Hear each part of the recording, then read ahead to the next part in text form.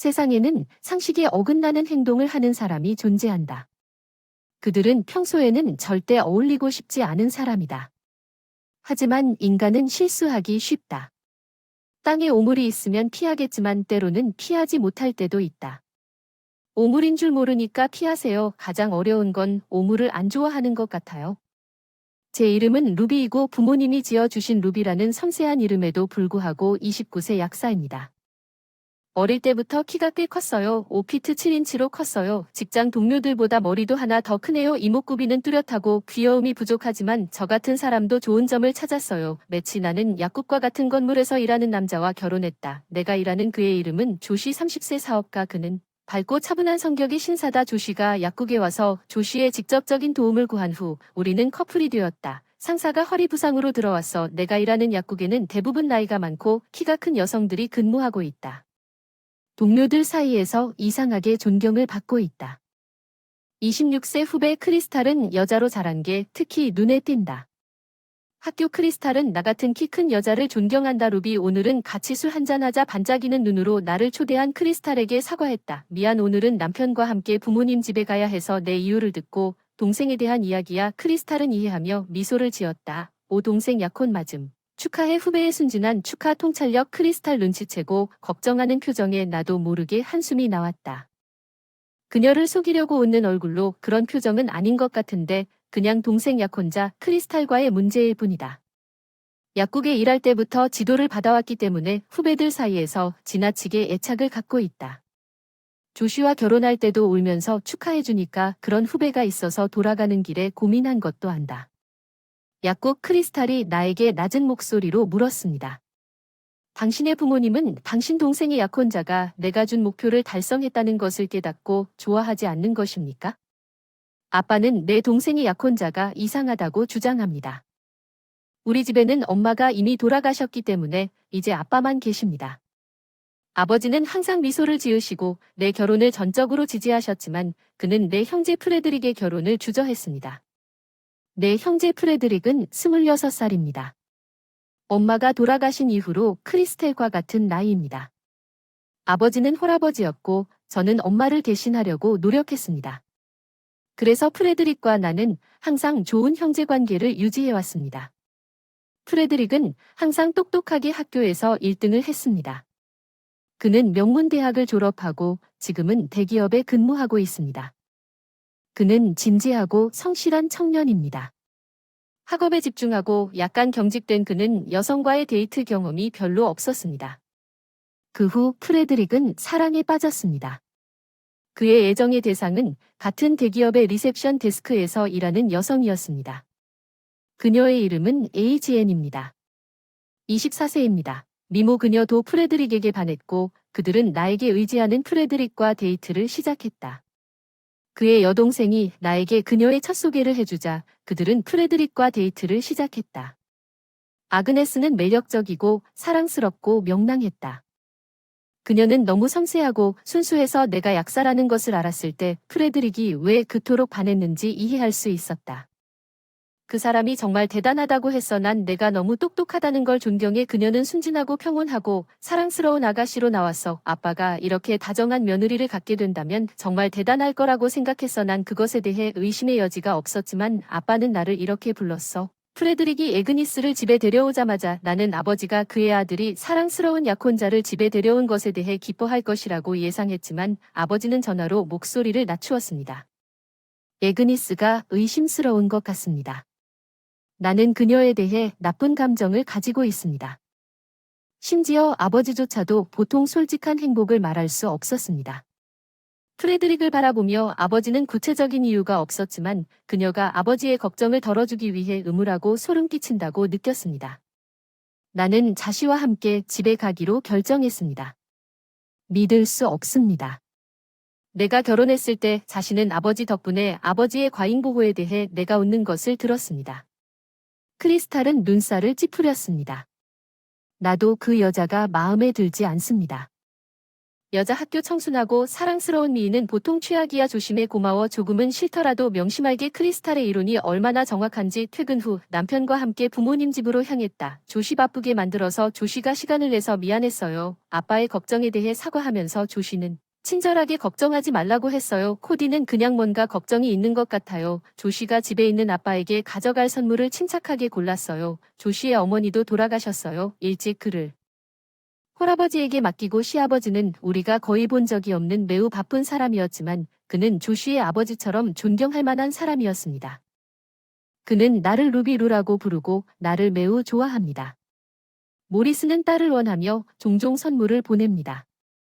마지막 선물은 커플을 위한 고가의 브랜드 시계 세트였어요. 코디가 우리 생각나면 좋은 일상용으로 너무 화려해서 거의 사용하지 않지만 부모님 집으로 가는 기차에서 죄책감을 느껴 한숨을 쉬었고 조시는 웃었습니다. 주저하지 마세요. 아빠는 당신을 사랑합니다. 루비 자신은 모리스가 자시에게 준 시계를 착용했습니다. 자시에게 어울리는 시계이지만 약사로서 착용하기에는 너무 눈에 띄지 않을 것입니다. 그러나 나는 모리스의 친절에 진심으로 감사하고 알기 전에 지금부터 착용하려고 생각했습니다. 우리 집에 도착했는데 지금은 아빠만 살고 있고 프레드릭과 내가 이사를 갔기 때문에 활기 넘치는 아빠는 외로울까 봐 걱정됐다. 아빠는 조각사이고 명령을 받을 때마다 조각을 한다. 이웃의 좋은 성품 덕분에 똑똑한 아버지는 아들의 결혼 문제로 고민하고 있습니다. 비록 크리스탈이나 조시의 말에 근거한 것은 아니지만 우리가 방문했을 때 그의 걱정에는 어느 정도 근거가 있을 수 있습니다. 우리가 방해하지 않았으면 좋겠어. 아빠는 흠이라고 고개를 끄덕이고 우리를 거실로 안내했어요. 아빠는 청결을 좋아해서 집을 깨끗하게 유지해요. 아빠는 우리가 앉으라고 해서 제가 차를 끓이는 것을 막았어요. 루비 조시 너무 늦게 와서 미안해요. 나는 재빨리 그를 진정시키려고 노력했습니다. 아빠 그만해요. 내가 아빠를 달래는 동안 조금 긴장을 풀자. 조시가 우리에게 선물을 주었습니다. 그것은 유명한 원 와인이었습니다. 그래서 우리는 거기에 있었습니다. 조시와 아빠는 내가 슬라이스 치즈를 제공하는 동안 술을 마시며 토론하고 있었습니다. 아빠는 와인을 마시고 있었습니다. 그런 다음 약간 숨을 쉬면서 그는 말하기 시작했습니다. 나는 이름 조각을 다루는 장인입니다. 너무 많은 이름이 나를 민감하게 만들었습니다. 아버지의 수년간의 경험에 따르면 사람은 이름으로 정의되지 않고 인생은 주어진 이름을 자신의 이름으로 만드는 것입니다. 그래서 아빠는 사람들이 남을 조각할 때 그 이름의 주인이 성실하고 열심히 조각하는 것을 이해한다고 주장하는 사람들의 조각을 감지합니다. 장인의 작업이 외롭다는 믿음과는 반대로 그들은 고객 동료 장인과 같은 다양한 사람들과 교류합니다. 그리고 공급업체는 무관심해 보이는 장인들은 종종 내가 조시를 처음 집에 데려왔을 때 아버지가 언급한 사람들을 면밀히 관찰하는 첫 번째 사람입니다. 제가 조시를 보았을 때 나는 그가 당신에게 옳다는 것을 즉시 알았습니다. 조시는 신뢰할 수 있습니다. 나는 그것을 알았습니다. 조시는 미소를 지으며 대답했습니다. 영광이지만 화제가 프레드릭의 약혼자 아그네스로 바뀌자 아버지는 아그네스의 행동에 명백히 잘못된 것이 하나도 없다는 것을 본 순간 형언할 수 없는 오싹함을 느꼈다고 말했습니다. 그녀는 예의 바르고 아름다웠지만 뭔가 그와 어울리지 않았다고 주장합니다. 그런 인상을 전혀 받지 못한 채 당신은 너무 생각하고 있는 것 같습니다. 아마도 당신은 단지 놀랐을 것입니다. 프레드릭이 그렇게 아름다운 약혼자를 집에 데려왔을 때 나는 낄낄거렸습니다. 아빠는 프레드릭이 속고 있다고 외쳤습니다. 아빠의 강렬한 반응에 여자의 부패한 냄새가 압도되었기 때문에 조시는 침착하게 말했습니다. 그럼에도 불구하고 프레드릭은 결혼은 그들의 사업입니다. 아무 말도 하지 않는 것이 가장 좋습니다. 조시 아빠의 의견에 동의하며 고개를 끄덕였습니다. 그것은 모두 아빠의 직관에 기초한 것이었습니다. 아그네스에 대해 그렇게 이상한 나쁜 인상을 갖는 것은 무례하다고 생각했지만 아빠는 단지 그것 때문에 누군가를 험담하는 사람이 아니었습니다. 그가 좋아하는 것과 싫어하는 것 나는 무엇을 해야 할지 고민하면서 그의 아들의 결혼 생활에 대한 그의 진심 어린 관심을 이해했습니다. 조시는 쾌활하게 확신했습니다. 걱정하지 마세요. 코디는 무슨 일이 일어나도 제가 처리할 것입니다. 아빠는 조시가 도와준다는 생각에 조금 안심이 되었습니다. 나는 조시가 그럴 것이라고 생각했습니다. 아빠를 위로하려고 하는 말일 뿐 아빠의 쓸데없는 걱정이라고 일축했지만 조씨는 아샤의 설득으로 실제로 본격적인 준비를 하고 있었다. 프레드릭과 아그네스가 결혼했다. 프레드릭의 신랑 모습에 감동했다. 아그네스도 이 아그네스가 된 아름답고 청순한 드레스를 입고 우아 했다. 내 형수 프레드릭은 대기업에서 계속 바쁘게 일했습니다. 그는 아빠가 꺼렸음에도 불구하고 신혼여행을 기대한다고 순진하게 이야기했습니다. 자신은 프레드릭이 자신을 생각하고 기분이 좋다고 확신했을 것입니다. 그러나 나는 내 형수에게 뭔가 이상한 점이 있다는 것이 걱정되었습니다. 법률 아그네스 그녀는 한가할 때마다 직장에서 나를 방문했지만 약국이 있는 건물에는 레스토랑과 상점이 있습니다. 주로 처방 약국이므로 이유 없이 환자가 그녀에게 오는 것은 방해가 되었다고 처음에는 그녀가 들렀다고 주장했습니다. 쇼핑 친구들과 차 마실 계획이 있어요. 그냥 보고 싶어요. 루비 아그네스의 너무 친근감에 짜증이 나요. 그녀를 날카롭게 노려보는 크리스탈은 바쁜 일정 때문에 아그네스를 약국에 접근하지 못하게 해야 한다고 중얼거렸습니다. 그녀가 왜 그녀를 찾아오나요? 근무 시간 중 형수 직장 미안해요 경고에도 불구하고 얘기할게요. 아그네스의 행동은 많은 환자들이 민감하고 소음을 싫어하는데 바뀌지 않았지만 아그네스는 약국에서 큰 소리로 말하여 환자의 기분을 상하게 했습니다. 환자가 한계에 도달해 병원에 항의를 해서 약국을 상대로 고소까지 하게 됐다. 그런 나를 보고 약국 매니저에게 아낌없이 사과했다. 크리스탈의 분노가 커졌다. 말하기 힘들면 더 이상 참을 수가 없다. 쉬는 시간에 근처 카페에서 점심을 먹고 돌아오는 길에 그녀는 이렇게 외쳤습니다. 나는 계속해서 아그네스를 꾸짖었지만 소용이 없었습니다. 프레드릭도 아그네스가 직장을 그만두고 집안일을 하지 않는 것을 걱정했습니다. 안타깝게도 아버지의 나쁜 예감이 왔습니다. 진짜 아빠는 아그네스의 자식이 되었고 프레드릭에게서 집의 열쇠를 빼앗아갔고 이로 인해 프레드릭과 아빠 사이에 큰 논쟁이 벌어졌지만 현명한 결정이었습니다. 프레드릭은 애그니스의 불합리한 행동을 알게 되면서 아빠가 경고를 울린 이유를 점차 깨닫게 되었습니다. 무슨 이유인지 아그네스가 계속 나를 따라다녔다. 형수의 진정한 애정이 아니라 오히려 뭔가 더 사악한 것 같았다. 아그네스가 약국에 왔다는 생각이 나를 불안하게 만들었다. 그러던 어느 날 아그네스가 나를 따라왔다. 겁에 질린 나를 보고 크리스탈이 발걸음을 옮겼다. 앞으로 따라오지 마세요. 약국 귀찮다. 크리스탈이 노려보며 아그네스는 의기양양하게 희죽희죽 웃었다. 고마움을 표한다. 너 같은 못생긴 언니가 일하는 곳까지 찾아가서 어느새 나를 두고 하는 말이라는 걸 깨달았다. 크리스탈과 아그네스가 몸싸움을 하고 있었다. 크리스탈이 화나서 저금녀라고 소리쳤어요. 급히 떼어냈는데 혼란을 틈타 지갑이 떨어져서 내용물이 흩어졌어요. 아그네스는 도망쳤어요. 미안해요. 분노를 참지 못해 크리스탈이 사과했어요. 크리스탈 그리고 내 포인트까지 흩어진 내용물을 모았어요. 카드 분실 카드 없음. 나는 안도감을 느꼈다. 그러나 이것은 아그네스가 약국에 나타나지 않게 된 이후 소란의 시작일 뿐이었다. 상황은 다소 진정되었다. 프레드릭은 다소 안도했고 아그네스와 신혼여행을 떠났다. 나는 마침내 평화로운 직장 환경으로 돌아왔다. 크리스탈은 계속해서 좋은 친구이자 동료가 되지만 점심시간에 밖에서 샌드위치를 먹으면서 루비가 지갑에 대해 뭐 훔친 게 없느냐고 하더군요. 기분이 안 좋아요. 나중에 확인해보니 내 대답에 누락된 게 하나도 없었어요. 크리스탈은 불안한 표정을 지었어요. 그렇게 말씀하시면 크리스탈 약간 괴짜는 통찰력이 있고 똑똑한 조르인데 중요한 신용카드를 도난 당했습니다. 범인은 제 처제 아그네스였습니다. 아그네스가 저를 따라온 이유는 귀중품을 훔치기 위해서였습니다. 그녀는 남편과 제가 받은 잃지 않은 시계를 보았기 때문입니다. 모리스는 값비싼 브랜드인 아그네스가 내 신용카드를 훔쳤다는 이유로 나를 부자라고 착각했다. 아그네스는 여행 중에 그걸 가지고 흥청망청 쇼핑을 했다. 처음에는 이를 간과했던 프레데릭조차 에이지의 과도한 지출에 실망했다. 프레데릭은 그녀의 과도한 쇼핑이 명백히 초과하는 것에 대해 아그네스와 맞섰다. 신용 한도가 이만큼 쇼핑할 수 있다는 게 이상하지 않나요? 아그네스는 내 신용카드에 총 22만 달러를 아낌없이 썼다는 프레드릭의 의심을 무시했습니다. 프레드릭은 그것이 내 이름으로 된 카드라는 것을 깨닫고 얼굴이 창백해졌지만 프레드릭은 내 성격을 잘 알고 있습니다. 뭔가 이상한 느낌이 들었어. 아그네스가 직장에서 쉬는 동안 나에게 전화를 걸었다. 크리스탈은 내 옆에서 듣고 있었다. 아그네스는 우스꽝스러운 어조로 말했다. 그녀는 내 신용카드를 사용할 수 있게 해주셔서 감사하다고 주장하며 $20,000의 결혼 선물에 대해 감사하다고 말했습니다. 나는 혼란스러웠습니다. 잠깐 그래서 정확히 말했으니까 신용카드가 없다고 쿨하게 대답하자 아그네스가 이상한 소리를 냈지 뭐야. 그 카드가 내 이름인 줄 알면서 지갑에서 카드를 훔쳤다고 솔직하게 고백하고서야 깨달았어. 사실 애그니스는 자신도 모르게 여권을 지옥으로 사용했습니다.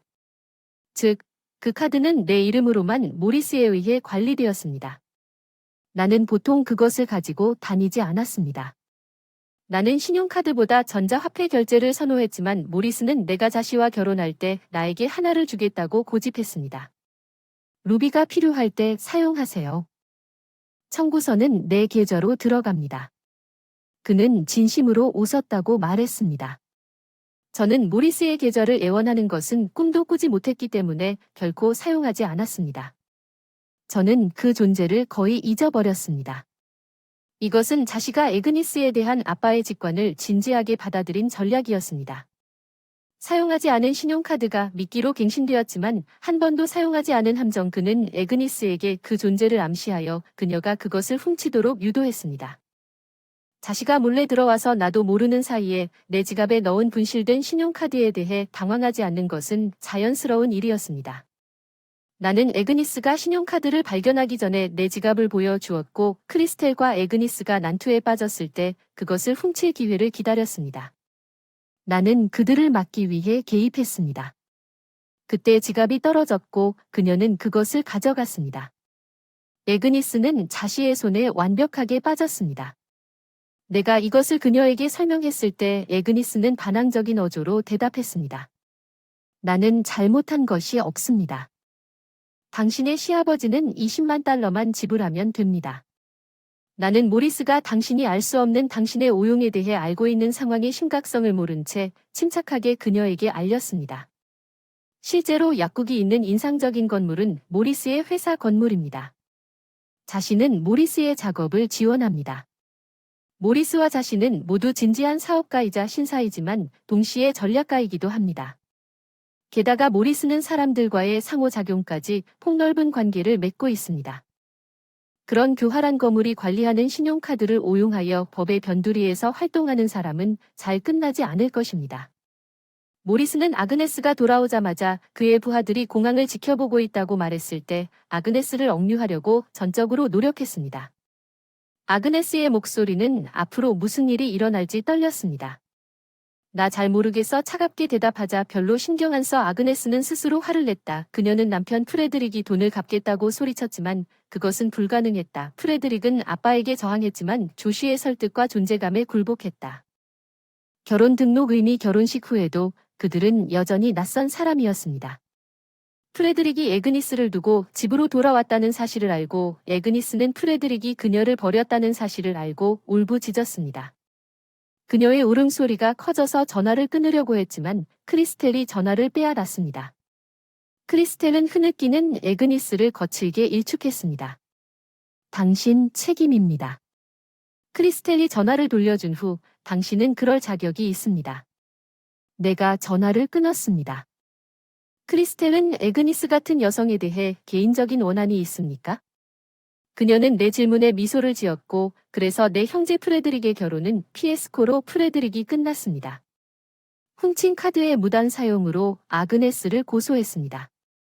아그네스는 $20,000를 갚지 못해 장인어른 모리스가 소개한 금융기관에서 고금리로 돈을 빌렸습니다. 아그네스의 빚은 금세 엄청난 액수로 불어났습니다.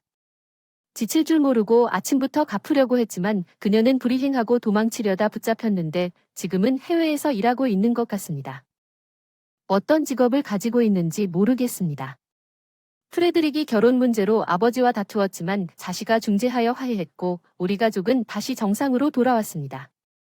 프레드릭은 더 신중하지 못해서 후회했다. 여자들을 분별력 있게 모두를 괴롭혀서 부끄럽다. 조시는 예쁘고 순수한 여자와 함께 낙담한 프레드릭을 위로했다. 좀 더 내면을 봐야 한다. 프레드릭은 조시의 온화한 훈계에 진지하게 고개를 끄덕였다. 모리스에게 사과했다. 문제가 발생했지만 모리스는 활짝 웃으며 루비루를 위해 손을 흔들었습니다. 별거 아니군요. 자신은 잘했습니다. 후 모리스는 다음 휴식 시간에 우리 모두를 휴가에 초대했습니다. 자시와 나는 동의했지만 모리스는 장난스럽게 웃으며 루비의 아빠와 프레드릭도 초대하지 않겠습니까? 그리고 크리스텔은 웃으며 내가 크리스텔을 초대했을 때 크리스텔과 프레드릭이 좋은 짝이 될 것이라고 제안했습니다. 그녀는 당신과 함께 여행하는 것이 꿈과 같다는 사실을 받아들여서 기뻤습니다. 그녀는 그것이 나뿐만 아니라 아버지인 자시도 신경 쓰지 않았다는 것을 알았습니다. 시아버지와 형은 결국 모두 휴가를 떠났습니다. 조슈와 나는 함께 관광 명소를 탐험했고 모리스와 아빠는 바다에서 휴식을 취하는 동안 크리스탈과 프레드릭은 강한 의지에 대해 논쟁을 벌였습니다. 크리스탈은 프레드릭이 아그네스 프레드릭과 같은 사람에게 반했다고 비난했습니다. 처음에는 인내심이 있었지만 결국 그는 더 이상 참을 수 없었습니다. 내가 우리 가족에게 큰 문제를 일으켰다는 것은 인정하지만 당신은 나를 이렇게 꾸짖을 권리가 없습니다. 나는 그렇습니다. 나는 루비의 여동생입니다. 모리스와 아빠가 돌아왔을 때 당신은 그렇게 못생긴 여자를 골랐습니다. 바다에서 프레드릭이 울고 크리스탈이 아이스크림을 먹고 있다. 크리스탈 강의에서 프레드릭이 상심하는 모습을 보며 모리스가 아빠에게 속삭였다. 프레드릭과 크리스탈이 잘 어울릴 것 같다고 아빠는 모리스의 라이 미소에 우아하게 웃었다. 처음에 만나서 싸웠던 프레드릭과 크리스탈이 결혼했다. 1년 후 크리스텔은 마침내 제 처제가 되었습니다. 아버지는 프레드릭과 크리스텔의 결혼을 전폭적으로 지지하셨습니다.